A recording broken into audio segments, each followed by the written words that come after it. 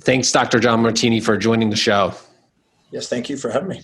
Yeah, it's really an honor to have you on here. I've obviously been studying with you now for a handful of years and just so appreciate everything you bring, especially to the conversation of mental health, which is where, Will and I we do a lot of our work in this area. And I think you really bring something to the conversation that's not being spoken about enough or almost at all. So can't wait to hear what you have to say around this. And I think a great starting point would just be what if we just start really basic here, which is defining what a really mentally well person is. How does that happen? Mental health, mental empowerment, and then the opposite of that, which is how does somebody get into a very disordered state mentally? What if we start there? Okay. Probably me enough to know that I'll probably start with something to do with human values. So I was waiting for that. Yeah. It's been my observation, doing what I do for, 47 years, is that every human being lives moment by moment, filtering their reality, their perceptions, through a set of values. And these set of values are emerging and changing as they go through life. So it's not set in stone. There's gradual changes or cataclysmic changes based on events that can occur. But whatever these set of values are, moment by moment, they're filtering through their pulvinar nuclei of their thalamus, sensory data. And with that data, with previous existing inputs that they've experienced and stored, they're combining that into a perception and then gathering that data and making decisions and then taking actions appropriately to that. When that set of values is fingerprint specific and unique to them, and there is a tendency to have a higher intrinsic nature of the value, which is more spontaneously pursued in the highest of those values, and tends to be more extrinsic in the lower values, which means that they are spontaneously inspired intrinsically to go and act on the things highest on their values. And they require motivation, extrinsic motivation in the form of reward or punishment almost. Reward if they do it, punishment if they don't do it, to do the things low. And I use the classical analogy of a child who loves video games, because that's the easiest one to relate to, I found. They spontaneously love to do their video games. Nobody has to remind them to do it. They just intrinsically are called to do that. But they are needing reminding to do their homework, their chores, clean their room. And then they'll go, if you do that, you can play video games. If you don't get to play video games, kind of thing, extrinsically. So every human being has this hierarchy of values. It's changing. It's filtering their world. And when they live in alignment and congruently with what is really intrinsically of value to them, they tend to be more spontaneous. They tend to have a greater degree of achievement. They have a greater degree of objective view because the blood glucose and oxygen goes into the forebrain, and they're more likely to see both sides of things, a more even-minded view, set more realistic expectations, have a higher probability of achieving it because they're disciplined, reliable, and focused there. When they do achieve it, they'll tend to go on to greater things, which raises their confidence and wakes up their natural leadership and allows them to expand their space and time horizons to achieve ever greater things. But when they are doing something that is not highest on their value, and they're pursuing it, either because they're trying to conform to their surroundings and society, mothers, fathers, preachers, teachers, conventions, mores, traditions, religions, etc., teachers or whatever, if they try to filter those in, they sometimes have internal conflict between what they were naturally or yearning to do and what they think they're supposed to do. And the conformity can constrain their greatness and make them go into lower subcortical areas of the brain and function, primarily the amygdala. That amygdala is a desire center seeking that which is pleasurable and trying to avoid that which is pain. seeking prey and avoiding predator.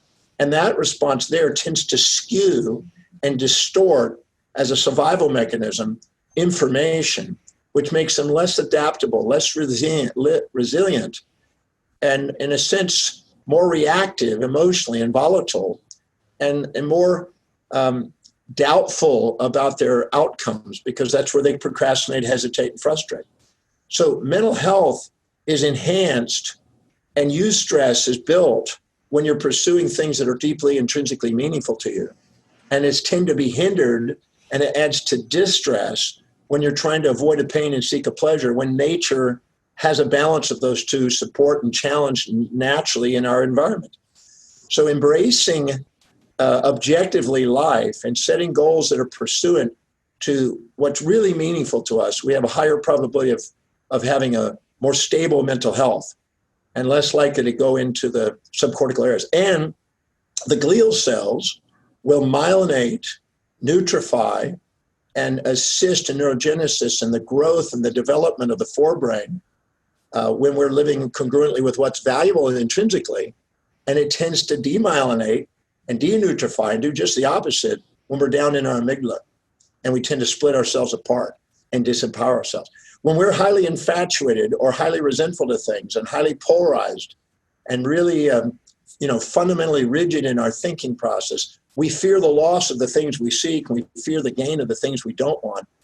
And we live in more of an anxious perception, and we don't have the confidence, and we brain offload and give decisions to other people that we subordinate to, and we think that know better than us, when in fact they may not. And that means we're less productive and less creative and less capacity to be resilient and adaptable to the things that we'd love to do. And I believe that we deserve to do something extraordinary. And I think mental health has a lot to do with the degree of congruency between what we pursue and what's truly intrinsically valuable to us. And that's why I tried my best to try to give people tools to find out what that really is intrinsically is calling them to do. And I say calling, I don't mean theologically, but the thing that they just feel that they want to, their innermost dominant thought wants to create in the world. And I believe that there is something like that, but a lot of people don't even know that's there because they're so used to subordinating and conforming. Instead of standing on the shoulders of giants, they're living in people's shadows. And they're envying, imitating people instead of being their authentic self. And the magnificence of who they are is an expression of their most authentic self. I'll pass the mic to you after this question. Well, I'm curious what you're thinking.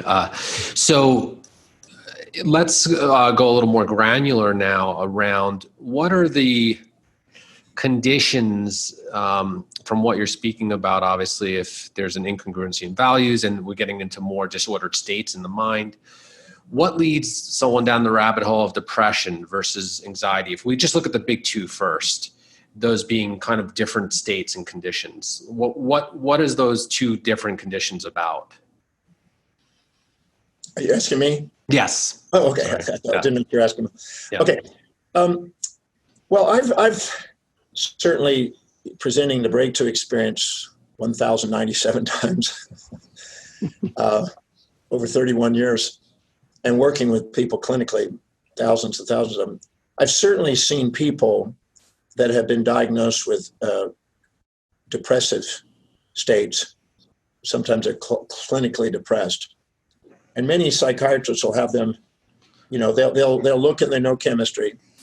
And the reductionistic model is the neurochemistry. And that's a valid model in the sense that it is measuring correlations in chemistry and moods and attitudes and this. But I don't want to put that as causal, because that's a really narrow construct. I think that's limiting people and disempowering people, that construct. There's definitely correlations. There's definitely imbalanced chemistry, but that doesn't mean that that's the cause of it, even though you can approach it from that perspective and change the chemistry and change the moods, and that's something useful. There's a lot of chemistry that's being altered because of stored perceptions that are unrealistic. I use the analogy if a lion or a bear comes into a room all of a sudden and you're unexpected of it, and then all of a sudden a lion comes chasing you, and we get a Men in Black pen and we freeze somebody right in the middle of a lion attack. If we go and test their cortisol levels and their osteocalcin levels, and we go and test their testosterone levels and adrenal cortical hormones and adrenal or the sympathetic response, it's going to be pretty high. And serotonin and dopamine and enkephalons are going to be down. So we could say, well, they have a biochemical imbalance, but the real truth is they're perceiving a lion about to attack them. And so the chemistry is going to respond within 200 milliseconds of that perception. And so we can arbitrarily take a sliver out of the stream of consciousness of the individual and take a peek at it and look at the chemistry and say, okay, there's the cause. But we got to look at the lion too. And I think that many people, in fact, I know for a fact, because I've transformed thousands, and I mean thousands of people with depression by asking them when they say they're depressed. Many people want to run the story and just run a story about why they're depressed. I said, no, let's stop the story. Depressed about what? And if we narrow it down, we find details about what they're depressed about. And what's happening is their current reality is not matching what they expect, what it used to be, or what it's supposed to be, the fantasy that it's supposed to be. And right now, anytime you're comparing what is actually happening to fantasies of the future or fantasy the way it was in the past, you're not going to appreciate what's current. I always say depression is a comparison of your current reality to something isn't what's happening.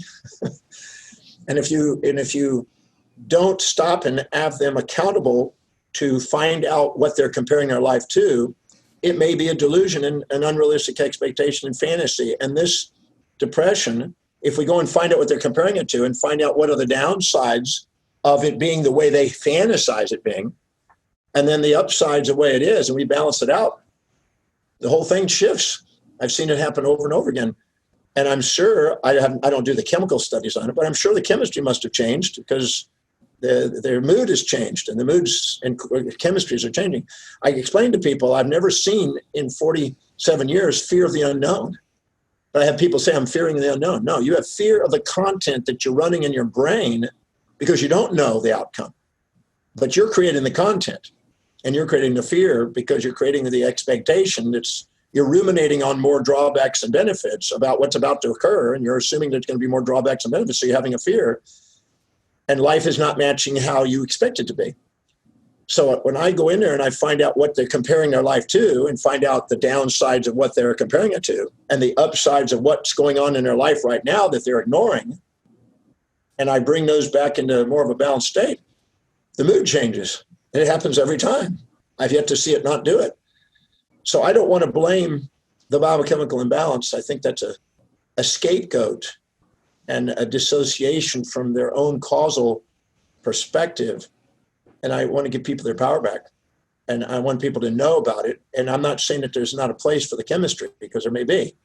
I just don't think that's the first thing that people need to go to as a first choice, unless they truly have a brain chemical reason, a rational reason for why the chemistry is off.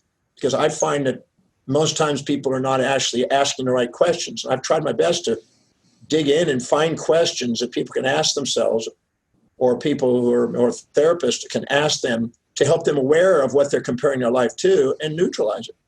And the fact is, I've got a good track record with people doing it, particularly with things like grief and depressive states.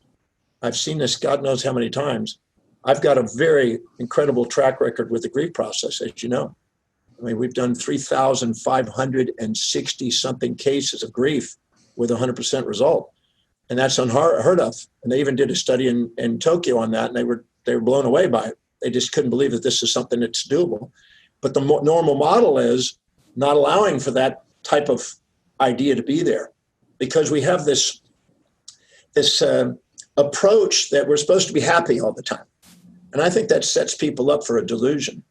There's no such thing as a person that's happy all the time. That's delusional.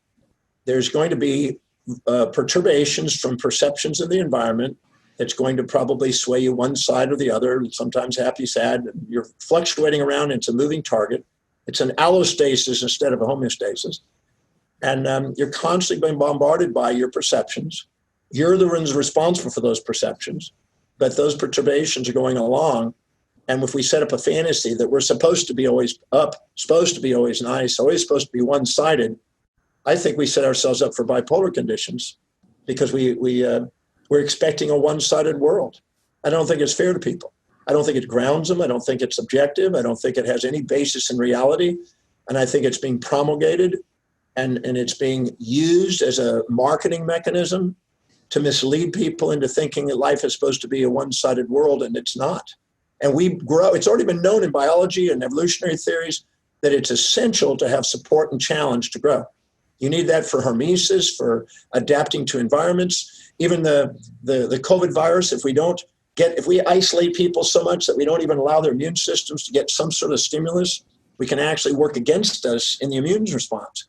The immune response is designed to be bombarded by things on a daily basis and to be able to respond and keep adapting. And if we sit there and create a pink, glasses and life's supposed to be one thing, I think we're not preparing the world for what's really involved. I think that's a disservice to people. I think it's wise to give them a grounded reality and what objectivity means: even-minded, neutral-minded. That's where you're way more resilient. And if you set up a thing that I'm supposed to be more positive than negative, more happy than sad, more kind than cruel, more peaceful than wrathful, then when the other side comes, you think there's a mistake, there's something wrong, when in fact it's absolutely perfectly normal and healthy to have those things. So I think that that's misleading people.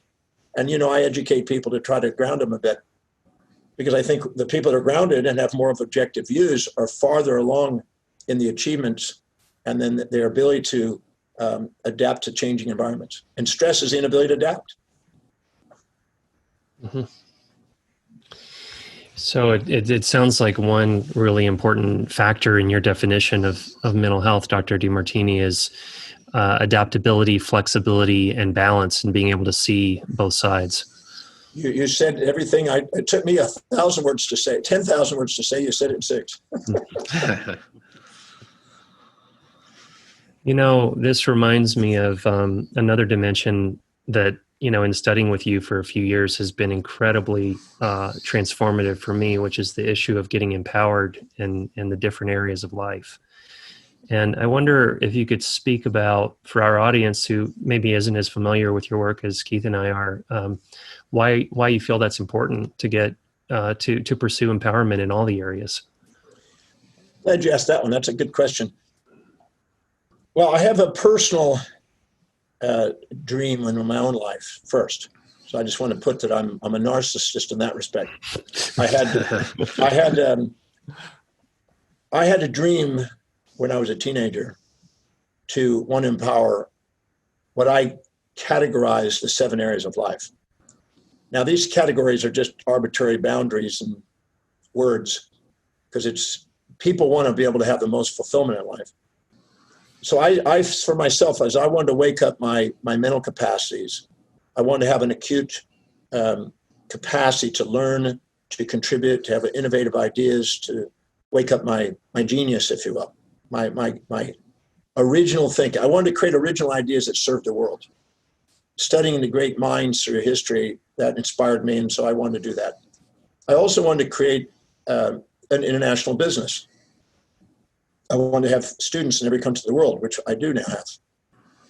I wanted to create financial independence because I wanted to be able to show that it's possible to empower all areas. I wanted to exemplify that it's possible.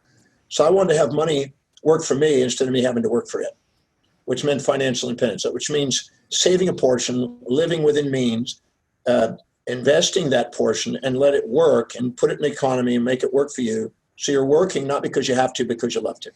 I believe that you're not going to self-actualize your life living in desperation. You're going to do it by liberating yourself and learning how to manage the wealth component, serving greater numbers of people, and contributing innovative ideas for the world. I also felt that I didn't ever fit into the idea. I guess since I was a young child, I've traveled. I never felt that I fit in a little sandbox, suburban backyard kind of, house. I've always thought of myself as a global person. And I wanted to have a global family and people that were the George Jetsons, I guess you'd say, of our time. So I saw George Jetson when I was a kid. And I also want to be able to meet amazing people that are doing things that are making a difference in the world, and interact with them and learn from them and contribute to them and play in a social leadership role. I want to do that. I also want to be physically fit. I'm going on 66, and I work more efficiently than most people, I think, for my age. I'm still cranking. And I wanted to be able to demonstrate that you could do a lot more with what you've got, your body-wise. And most people don't think I'm 66 almost. But then I also want to feel like that I want to live an inspired life, not necessarily a religious life, not some institutional that I submit to, not anthropomorphic deities of some form, which are disempowering, but actually be an inspired individual doing what is really feel called to do, which is really highest of my values, and live more self-actualized life, essential and existentially. And so those are the things that I set out to do. And I learned from Zig Ziglar when I was 20, if I help other people get what they want to get in life, I help myself get what I want to get in life. So I have the narcissistic component that I want to do that for myself. But I found that my fellow humanity wanted to do the same thing. Most people may put a wall up and say, well, I don't know how to do it, and I've got a wall and I've hit a plateau. But if I show them how they can do it, they'll take it. They'll expand every one of those areas. And I say that if we don't empower ourselves intellectually, we'll be told what to think. If we don't empower ourselves in business, we'll be told what to do. If we don't empower ourselves in finance, we'll be told what we're worth. If we don't empower ourselves in relationship, we may be trapped in a marriage and subordinate to an ideology and fear of what will people think if all of a sudden I'm not inspired. We may be, and if we don't empower ourselves socially, we'll be told the propaganda. And I guarantee there's propaganda. If you watch CNN, you get a different propaganda than on Fox News. And if you go to different countries, in Iran, I've been to 154 countries. They all have different propagandas about what's going on in America. So if you don't even get to travel, you don't see that. So we will subordinate to the propaganda. If we don't empower ourselves physically, we'll be told what organs to remove and what drugs to take. And the pharmaceuticals are big companies, and they're on TV selling billions of dollars of drugs every single year. And most people don't even know that they're taking a pill, and they don't read the fine print, listen to the side effects at the very end. And they're just going around and taking pills at the end. And some people I know that in my practice were taking 7, 15, 20, and up to 50 pills without even thinking about it. Insanity. And then spiritually, pardon me, but I'm just going to be blunt about it. Some of the dogma that's in spirituality is in the dark ages. It's not current. It's not real. It's promoting fantasies. It's making people subordinate to antiquated ideologies. And it's holding people back into a father figure's syndrome that they basically they think that some extrinsic thing is going to protect them from their own accountabilities. And so I figure that if you don't empower yourself that way, you'll be told what to do morally and with hypocrisy. So I believe that people deserve to be empowered in all areas of life. I've spent 47 years doing everything I can to gather data and research from the greatest minds in each of those areas to try to deliver ways and means and methods and principles that can help a person grow as far as they choose to grow. There's no right if they don't. There's no wrong if they do. None of that. It's not a moral issue. It's just that it's the natural yearning for a human being who lives authentically to continue to expand and want to contribute and do something that makes a difference in the world. And so I'm interested in helping people do that. I think that that's inspiring, and I think that the thousands and thousands of thank you letters that I've seen around the world for people that are getting to do that makes me get up in the morning and do it as much as I can. And that really, well, thanks for sharing all that. And one place I take that, especially with this audience, because your context a long time ago was being a medical provider to patients, which is a lot of the people listening to this. And I'm really curious if you just kind of link this now to why is it so relevant that the provider gets empowered in their life if they're trying to help a patient? I'm sure you have a lot to say about that. Well, I think Kohlberg's, in his ideas of moral development, said that, we start out putting stuff in our mouth, and if it's sweet and pleasurable, we consume it. If it's bitter, we toss it. And we kind of learn for trial and error and avoid pain, seek pleasure. Then we have by age 1, we have mommy and daddy, particularly mommy, saying no, no, no, yes, yes, yes. And so we start to inculcate some sort of a projected values into our lives about how we're supposed to do it to begin our socialization. Our father steps in, our preacher steps in, our teacher steps in by the time we get to 5 or 6. We get about teenage years, 12 to 13, our core peer pressure of little social groups that we participate in start to influence it. And we gradually move up to ever greater levels of social dynamics that starts to inculcate the ideals that we're living by. And we then go through the city, the state, the nation, the world, and we try to find our place in it. And most people don't make it to a transcendent level where they've actually found their own identity. Most of them conform. As Ernest Becker says in The Denial of Death, most people are looking for a collective hero to subordinate to, either at a football game, a church, or something that is a hero that they can identify and live vicariously through. I think the Kardashians is a good example why millions of people watch the Kardashians, because it's, they figured it out and they live vicariously. Instead of building a brand around their own life, they're living off other people's brands and paying ridiculous fees for it and getting themselves in debt and paying mortgages and banking at fractional reserves. This whole thing is a debt pathway. And so I'm a firm believer that people deserve to have their autonomy and to be liberated from mediocrity. And I think that that's inevitable, that we want that.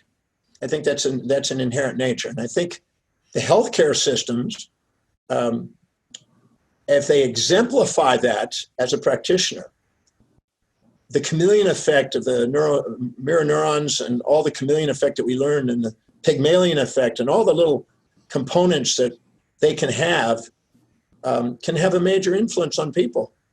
When I know when I was in practice, I was as much an educator as I was a clinician.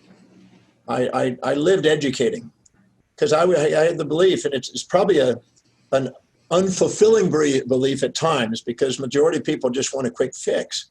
They don't want to actually have to be accountable, a lot of them, because they don't know that they could do something more with their life. They don't even know that it's available sometimes. They just kind of go through and they're just herded like sheep. But I educated them. And sometimes I would say that I'm not the guy for you if you want that quick fix. Go down to the guy down the street. I'm here to educate. I'm here to inspire. I'm here to help you have wellness, not just survival, getting acute pain out of the way. I'm not the guy for you. And I used to turn people away and say, just go down the street, go there. And that's probably disrespectful to some of them, but I would go and find what they're looking for. And I had people I could send them to, and they would be glad to take care of them. But that's not how I want to spend my life. I didn't want to, the Buddha says that you'll teach them the illusion till they're ready for truth. I didn't mind teaching illusions as long as they were making steps forward to finally get accountable. But if you weren't going to be accountable, I wasn't the guy for you. Still to this day in my teaching, if you're not going to be accountable, this is not a rah-rah session with me. This is an accountability growth. And I think that a practitioner, in my view, and that doesn't mean I'm right about it, but just my view, is that you are here to exemplify. The greatest teacher, as Einstein said, is exemplification.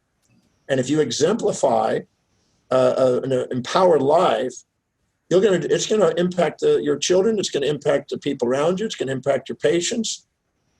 It's the best medicine, you might say, if you want to call it medicine. And so I find that, it's not what you say, it's what you do.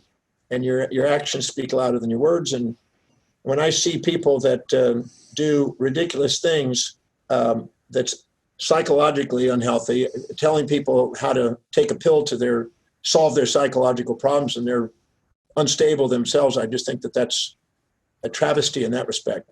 But I think that we have the capacity to influence people by our exemplification.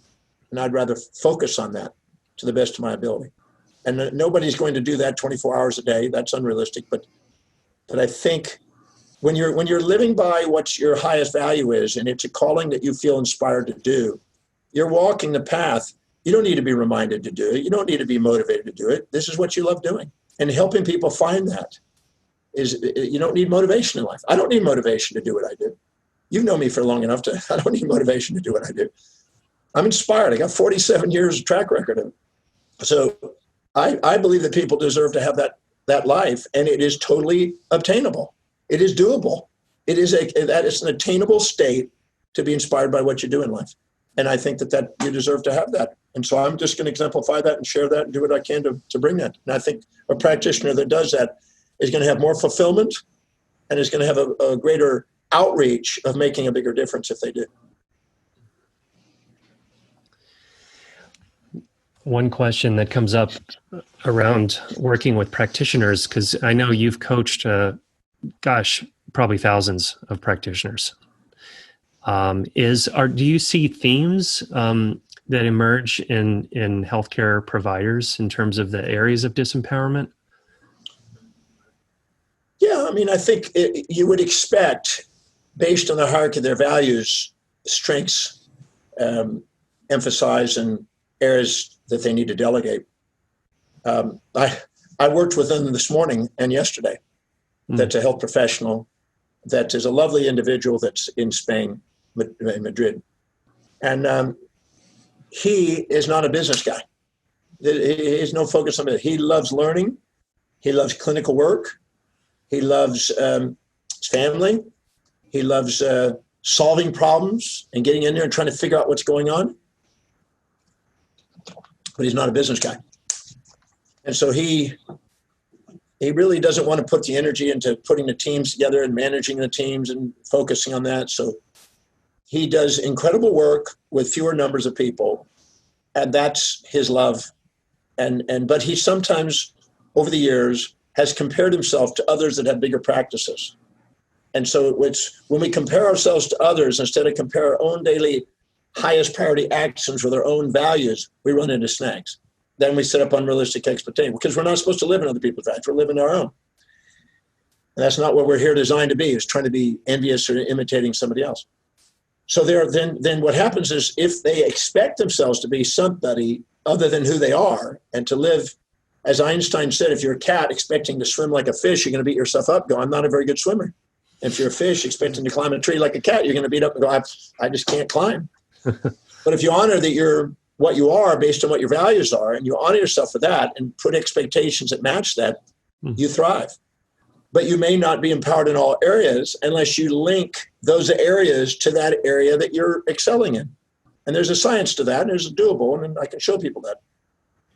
But different people have different areas. Some are very, very family-oriented, and they run their clinic or their work with people according to their family orientation.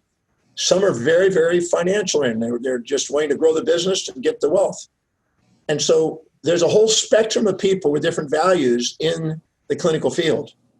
And none of them are wrong, none of them are right, because every one of them contributes something to things we can do or not do. We're still learning from them. So I have to first find out what their values are to know what expectations are real, and not to impose some overarching ideal about how it's supposed to be. Because a fulfillment in life is not based on some arbitrary picture of what success is. It's based on that individual and their set of values and how they perceive the world through those values.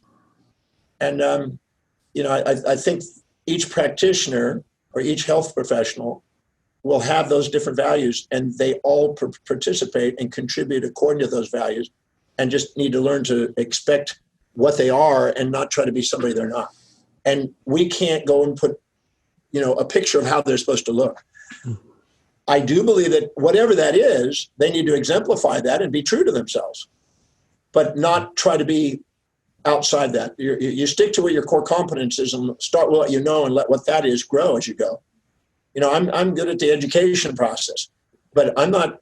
When in the early 80s, late 70s, administration I was involved in. I was very much running a business and growing practices and having clinicians and things like that. I have no interest in that now. I'm interested in research, writing, traveling, teaching, and doing what I do. And I have teams around me that do all that other stuff. So I've freed myself up to do what I love doing, and that gives me the freedom to do it because I've delegated it. Now, all areas need to be addressed. So if you're not going to do it, it needs to be delegated, or it's going to have a weakness. And I believe that even this gentleman, we could put teams in there, and he could excel at the clinical, the one in Madrid. But he doesn't want to manage it. We need to get somebody else to manage it. If we do, he can flourish and see lots of people and grow his business and things at the same time as just doing his clinical work. It's just the way how you structure it. And then if you don't take the time to master those structures, then you'll probably excel in one area and maybe have some weaknesses in others. But I don't think there's any one way it's supposed to look like. I don't think that's real. You have to base that individually on their values. Can you expand more on, obviously delegation is just so important for people to be able to start to be able to concentrate their behaviors into their highest values. And I'm curious if you could expand a little more on the fear of delegation, what's going on there for people and how they work with that. Well, I certainly was one that had fear of delegation when I was 27. I thought that I knew more, and by the time I could have trained somebody, I could have just done it. The way they do it, it won't be as good as mine. I have to do it over again, all this other stuff. I knew I had a problem with delegation. I knew I was going to work myself to the bone if I didn't delegate. I went to a bookstore, Walden's bookstore at the time that was existing in it, and I bought a book called The Time Trap by Ella McKinsey. And I flipped through it at the bookstore and I went, this looks like the one for me. And I went back to my office and I started devouring it, taking notes.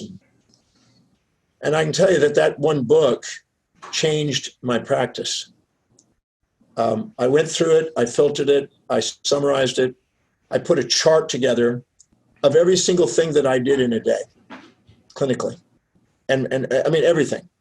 At home, personal, at work, every single thing I did in a day down to the actions. Not broad generalities, marketing, sales, clinical, exams, the real actual actions that I did every day. And I made a list of them all. As I made that list, I was already sitting there going, wow, I'm really majoring in minor stuff and minoring in major stuff. And no wonder I'm weighing myself down, self-depreciating. Because anytime you do things low on your values, you devalue yourself. Anytime you do things high on your values, you value yourself.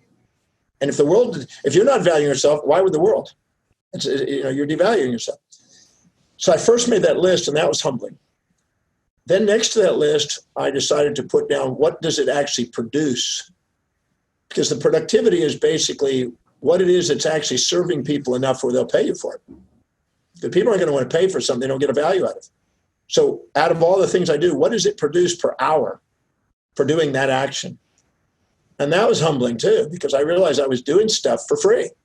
And I was doing stuff that was spending a hell of a lot of time doing things that weren't making anything, weren't serving anybody. But need to be done, but not by me. And I made that list, and then I prioritized it according to what produced the most to least. And believe it or not, even though I went 10 years to college to go and be a clinician, I found out that me getting out and educating people produced the most. Because it made the most patients. And but then I realized that, okay, I got it reprioritized. And then I went to the third thing is how much meaning does it have? Because sometimes I would sacrifice productivity for something that was extremely inspiring and meaningful. Like when I went and spoke to 2,000 kids at Paul Revere School when I was 27 years old, that was incredibly meaningful because I was talking to my own 17-year-old self, trying to help them do what Paul Bragg did for me when I was 17 to inspire me to do something with my life. And so that meant something. I didn't get paid, but I got to speak to 2,000 kids, and maybe down the line they might become patients. But it was deeply meaningful. So I had to then weigh out what was really meaningful versus the thing that really produced. So I got to have something that I can't wait to go to work for, but I have to do something that also people can't wait to want to buy. Otherwise, you're out of business. And the next one was how much would it cost to delegate that to somebody? How much would it cost to delegate? I don't mean just their salaries, but every cost. The office equipment, the office space, the training, parking, vacations, everything. All the cost to cost it. And then what I did is I put the cost down, and then I looked at where the spreads were between the cost and the productivity for doing it. If there's somebody else was to do it, to do that action, what would it produce versus what would it cost? And I then prioritized it according to spread. And the next thing I did is I put how much time I actually spent on it. The estimate, the best extrapolation on time I could put. And finally, in the last column, sixth column, I'd put down what is the actual priorities now. Thinking of the spread, thinking of the productivity, thinking of the meaning, How do I get the most meaning, the most productivity, and allow me the most spread? By delegating. And when I went through that exercise, it gave me enough incentive to realize that if I don't delegate, I'm holding my own life back. And I'm holding back patients from getting care. And I'm holding back economic opportunities for jobs. And I started realizing that I'm in not only my way, but I'm in a lot of people's way if I don't manage this wisely. And so luckily I was smart enough to take action on that. And I layered all of the things lower in priority, and I delegated it and hired people. And over a period of time, after a few hiring and firings, because I had to learn how to hire people, I shed all those things. And some things I never turned back to. From age 28, I've never written a check. I have no idea what my checking, business account, financial accounts, I've never dealt with it. I've delegated it because I figured, why would I pay myself? Why would I do a $20 to $50 an hour job over here when I could be making thousands of dollars over here? It didn't make any sense to me. So I've shed all those things. I haven't driven a car in 32 years almost. I haven't cooked since I was 24. I don't do things that I can delegate that unless they inspire me. I just don't do it. I've surround myself with people that are inspired to do that, so they get to do what they love, while I get to do what I love. And that helps the economy. It helps me go out and serve more people. It makes me more income. Everybody wins. So it's just common sense, uncommonly applied. And so if a practitioner understands the math of that, the fulfillment of that, the impact on our own health, the impact on the economy, the impact on jobs, the impact on making a difference in more people's lives, including the people that work with you, it's not even a question. It's just a way to live your life. And this can occur at home. Mothers can hire people around them so they can do the most important things with their children. This is a principle about life that not just health professionals, but anybody in life, if they learn this, can make a difference.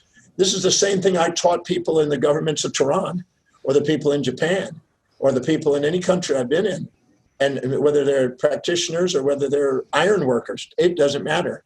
If you're doing low priority things, you're devaluing yourself. And if you're doing high priority things, you're valuing yourself. And you're opening up the economy and helping people.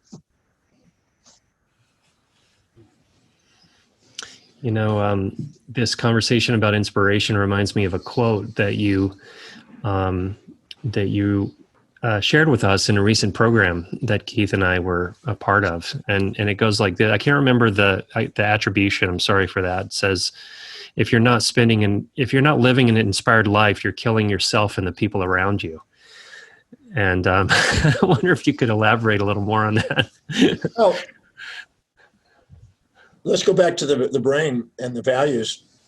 When you're living by your highest values and you're filling your day with high priority actions that inspire you, you're more objective, you're more resilient, you are waking up hormesis, because it's the area that you're pursuing challenge that inspire you that you have hormesis.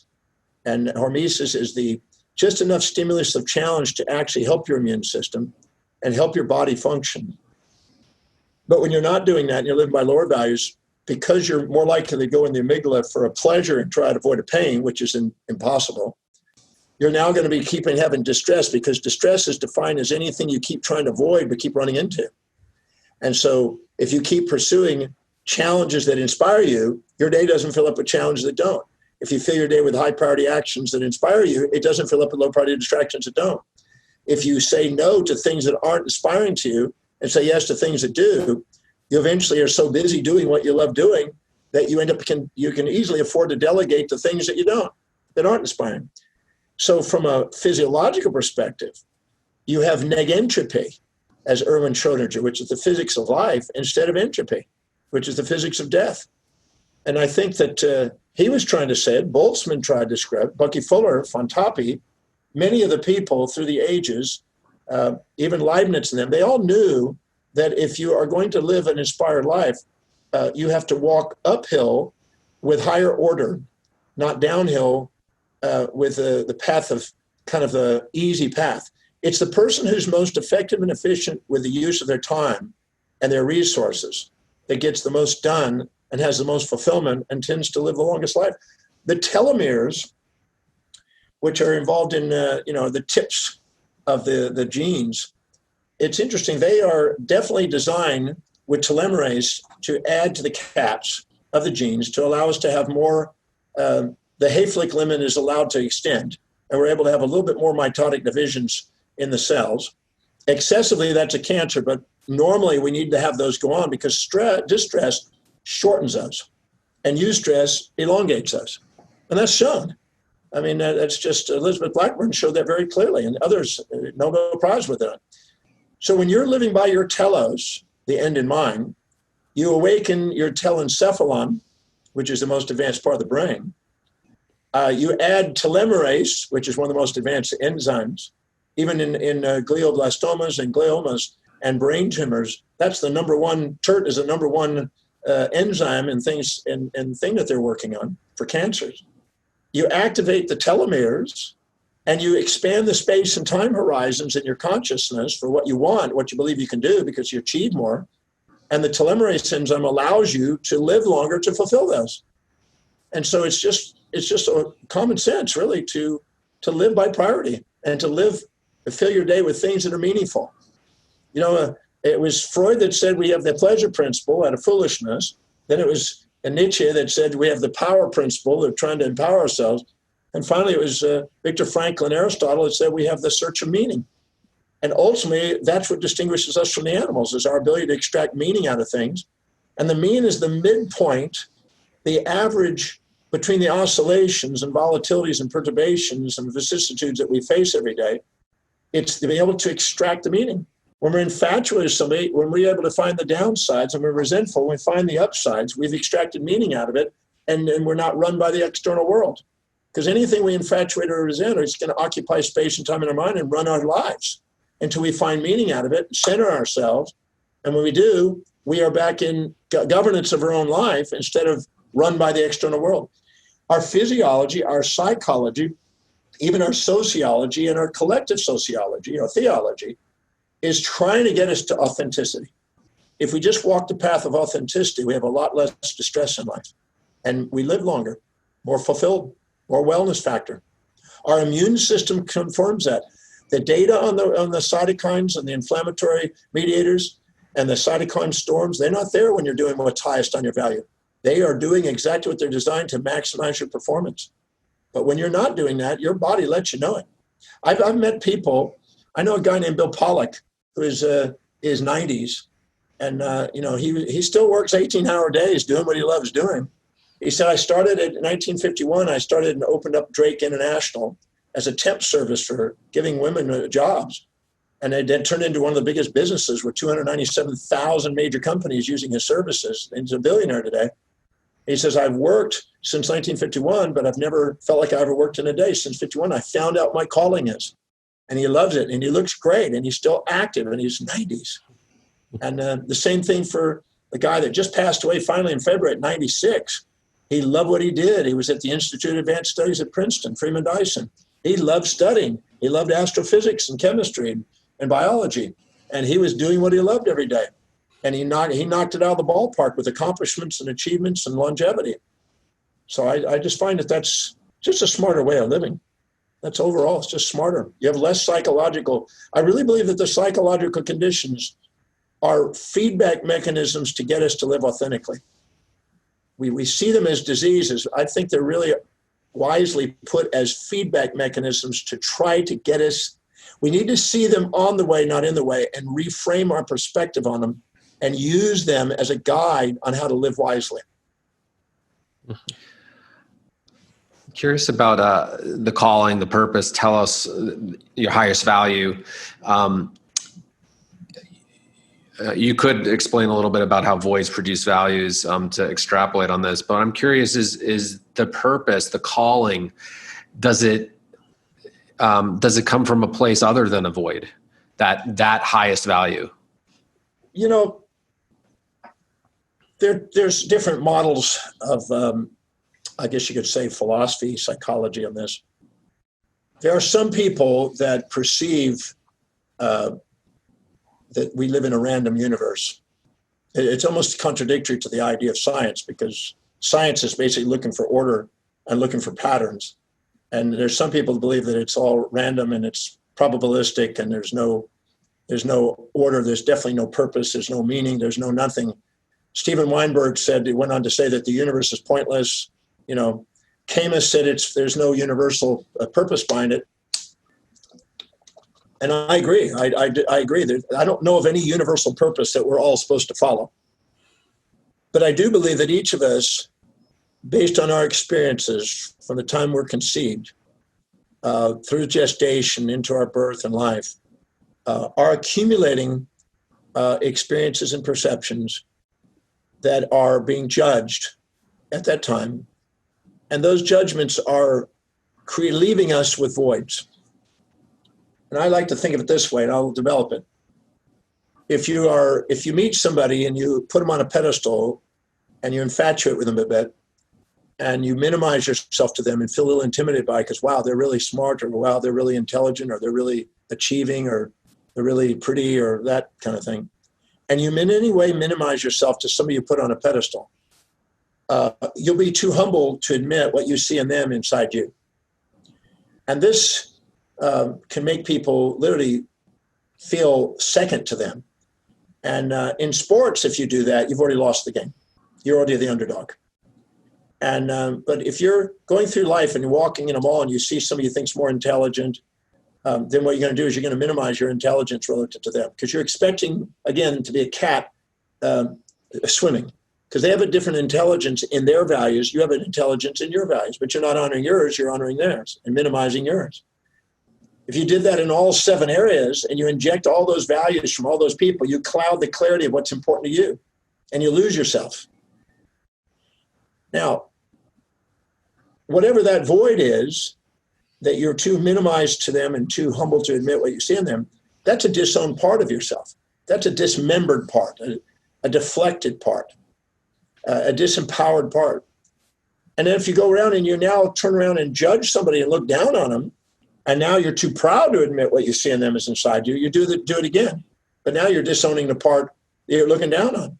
And now you're trying to project your values onto them and trying to get them to live in your values instead of them injecting their values into you and you try to live in their values. Both of those are futile. You can't live in other people's values long term. They won't live in your values long term. Those are the 2 most common things that cause chaos and distress and depression, is expecting others to live in your fantasy of the world and you expecting to live in other people's world. These are delusional. But people do it. And anytime they're too proud or too humble to admit what they see in others inside themselves, those are disowned parts. And those disowned parts are voids. They're emptinesses, because they're not honoring the form in which they have these traits in themselves. And those voids are determining the values that we're trying to fulfill by finally owning all parts of ourselves. See, in the positive thinking kind of thing and the moral hypocrisy kind of thing, we're trying to be more nice than mean, more kind than cruel, more positive than negative, more up than down, more peaceful than wrathful, more considerate. We're trying to be one-sided people. And then if we have the other side, we feel guilty. We feel shamed. And we end up bipolar almost, because we're striving for that which is unavailable and trying to avoid that's what's unavoidable. And it's just insanity. I gave that up at age 30 when I did a research project on positive thinking and found the delusion of it. And I realized that I'm a nice person at times and I'm a mean person at times, and I'm kind at times and I'm cruel at times, and I'm giving at times and I'm stingy at times, and I'm all the above, and all of that is okay. I don't need to get rid of half of myself to love myself. I don't need improvement. I need to just understand that all of that's okay. At the level of our highest nature, nothing's missing in us. We embrace it all. I'm a hero and a villain. I'm a saint, I'm a sinner, I'm a virtue, I'm a vice. I'm all the above. At the level of the bottom, we're trying to get rid of half of ourselves. And we're trying to get rid of the world and half of the people out of it.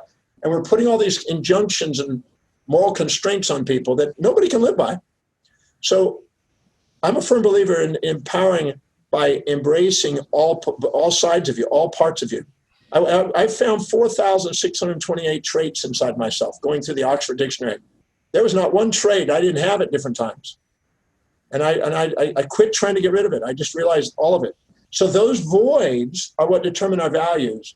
And the highest value, where we're most objective, where we see things most balanced, is the one that neutralizes all those judgments. That's why your highest value is the path that's most effective and efficient at fulfilling the most amount of voids with the most amount of value. And that's why it's so fulfilling, because you're transcending and loving life instead of sitting there bogged down judging it and feeling, in a sense, disgraced instead of graced by life. And I don't mean to use that in a theological only, because grace is gratitude for life, gracias. And you're grateful for life when you don't have to fix something. You don't have to fix others relative to you or you relative to others. You're just grateful. Where now the way it is, the way life is matching what you're expecting. And you're grateful. You see things on the way, and you see things as feedback, not success and failure. I don't label myself successful or failure. I don't put those labels. I'm a man on a mission. And the mission is being perceived by different people's values, and they're going to think whatever I'm doing is successful or failure, all they want.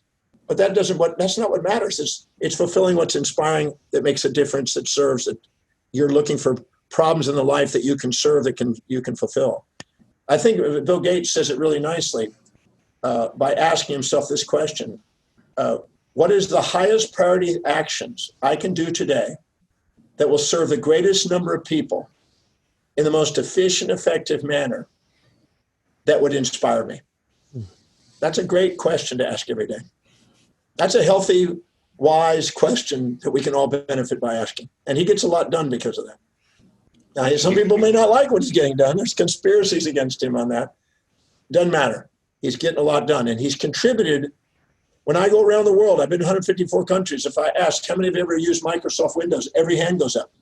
So that means he's found something that has benefited almost every human being on this planet that uses a computer. So that's why he's where he is financially, because he serves people. I would like to be able to contribute something that if somebody asked how many have done that and could be benefited by that, everybody would say, yeah, and I've contributed to that. And that's why I try to work in the psychological health field, because I have solutions to some of the problems that are simple that people can apply, that can make a difference in their life. And I love providing that, and people can use it, and it's fulfilling, and it spreads. Yeah, that's great. So we have to wrap up.